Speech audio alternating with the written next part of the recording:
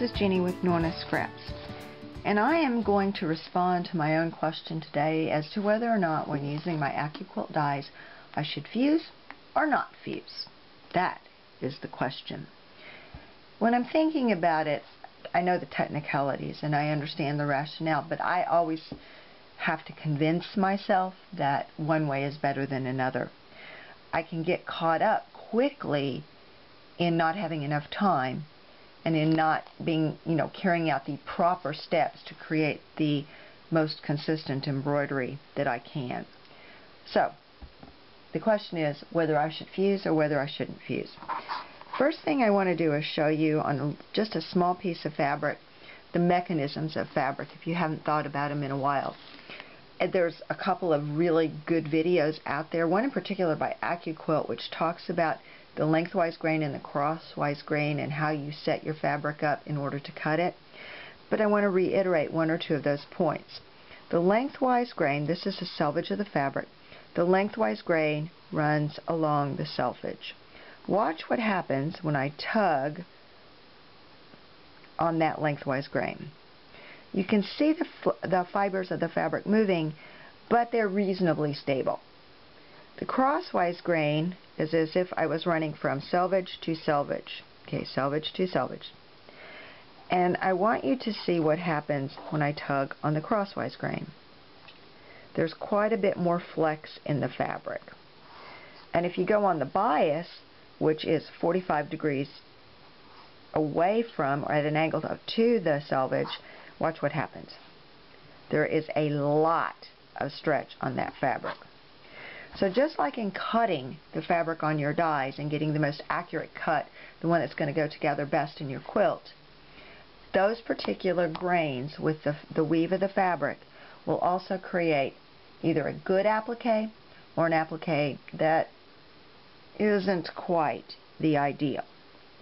So that grain line, that stretch, that give, is one of the considerations I use when I'm deciding whether to fuse or whether not to fuse. That said, if I decide to fuse, or not fuse, I really need to stabilize my fabric quite well. There are a couple ways of doing that. You can use plain starch, and I've seen that recently in quite a few places where people are using just starch, the liquid stuff, not watered down, and it gives almost a paper-like feel to that fabric. Then there's another one that has entered the market called Terreal spray. I have some of that, but it's pretty pricey. And for me, my time is limited, and that's really what governs how I do a lot of my crafty stuff. So it's a long process to use that. I've used it once or twice, and really, personally, I'm not that satisfied with it. But I have friends who swear by it, so they can swear by it. I'll go with what I know best. That said, I usually think about fusing my appliques. There's a couple of reasons why. Hang on just a second. I'm going to get my sample. Okay. Like I said earlier, one of the reasons I usually try to cut corners is because I'm limited in my time. And these are two samples that I've done quite quickly. In fact, I think both of them have been featured in my blog post, but this one in particular, doing a orange peel with pre-cut fabrics, and I was in a hurry to get it posted. I did stabilize the back, which is another thing that you have to think about when you're going to be doing applique, especially if you're doing it on fabric without a batting behind it. But I want to show you what's happening here, and I'm pulling on them now because I want to remember where they are. I'll have to bring them really close. Do you see the pokies right along that edge?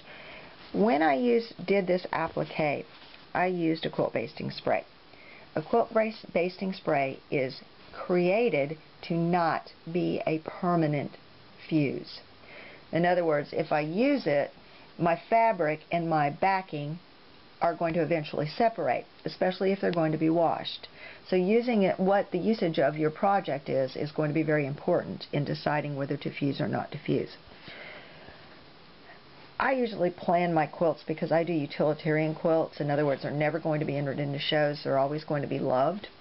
I usually do them to be soft, to be crinkly, to be cuddly, to be enjoyed. This particular piece is going to look pretty, and it's going to hold together while I stitch it. Now, my quilt basting spray did a pretty good job of adhering the fabric to the background. But over time, and especially with multiple washings, those pokies, and I don't know if it's going to, I'm sorry if it's going to just remain kind of blurry, but you can see them. Those pokies are only going to get worse. In other words, the fabric that I've used for my applique, and please understand too, there's umpteen levels of quality of fabric, and most of us are looking for something that's not going to cost us a fortune, especially in utilitarian. But those fabrics are, the way they're woven, they will eventually start to unweave if they are not permanently affixed to that background fabric or permanently fused together. The quilt basting spray just doesn't cut that. So this particular sample looks great for now, but with usage and time will start to show its wear, and eventually my applique shape will work its way off of that background fabric, and I'm going to be in a pinch if this isn't a particularly large project. My cat's agreeing with me. Another project that I did, and I love it, is the candy cane. But again, this one's been handled, it's been rubbed, it's been loved, because I've taken it to a couple classes. If you look closely at the holly leaf, it is already starting to show the pokies. Now please understand, this fabric was starched well. It was cut on my AccuQuilt, which I believe is a far superior method to anything else, but it's still starting to show some wear. Down here, and you can see the buckling, it's pulled away from the stitching, or it never even met the stitching. But with the buckling, it tells me, had it been adhered closely to the background fabric, in other words, stuck to it, that stitching would have been perfect. As it is right now, it passes, but it is not perfect. So how do I fix those problems? Again, these are problems that enter into my decision, or maybe not problems, but elements that enter into my decision as to whether I should fuse or not fuse. Let's talk for a moment about fusibles. Again, there's several on the market. The one that I use the most is Heat and Bond Light. And I want to point out to you, it does come in a purple package. There's a picture of a sewing machine on it, and it says light up here in the corner.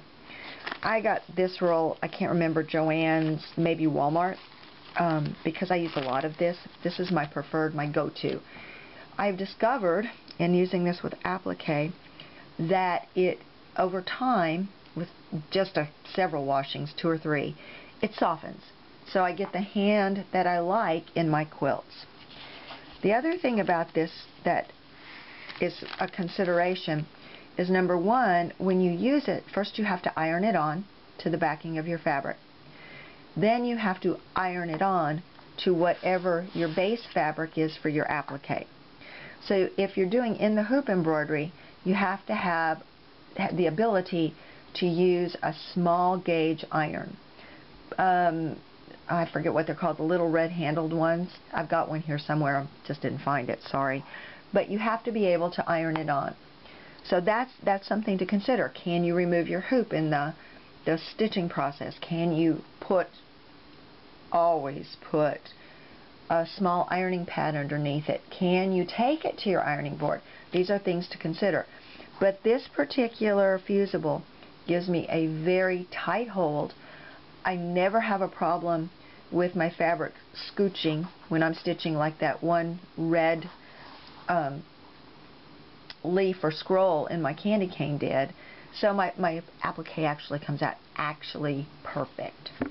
The other thing that I keep on hand, and I don't use it that often because it is a little bit more expensive, is the light Steam-A-Seam 2. Now I can add this on, iron this onto the backing of what I'm going to applique, and then I don't have to iron it in the embroidery process. So that I just peel the paper off and I stick it into the positioning stitches, and I'm good to go to applique. When the whole thing is finished, I take it to my ironing surface and I press it down, and it's fused, and it will stay fused. The beauty of these two, and think back to my pokies, when it solved the problem of, let me find that one again. Right, I'll use this one as an example. When it has solved the problems of the actual applique sliding out from underneath the placement stitches, and I get my little white areas in my design, there it is. When I get my little white areas like that in my design, that problem is solved because these two products have adhered my fabric to the backing, to the base. The other thing it's going to do, it will bond all of those fabric edges. In other words, the weave of my fabric is bonded together, and fraying is, to be honest, virtually impossible.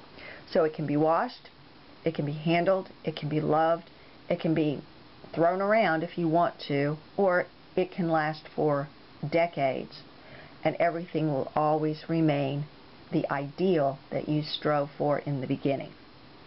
So, how do we get this done? How do we get this set up to go? And how do we fuse our fabrics? Again, to fuse or not to fuse. And which side of the fabric do I fuse? Good questions. So when I'm deciding which side of the fabric I'm going to apply my fusible web to, I have to look at my die. This is, I believe it's the Fun Flower from AccuQuilt.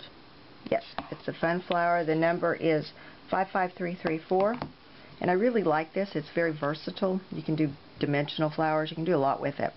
But I want you to look at the shape of the flower. And that's important.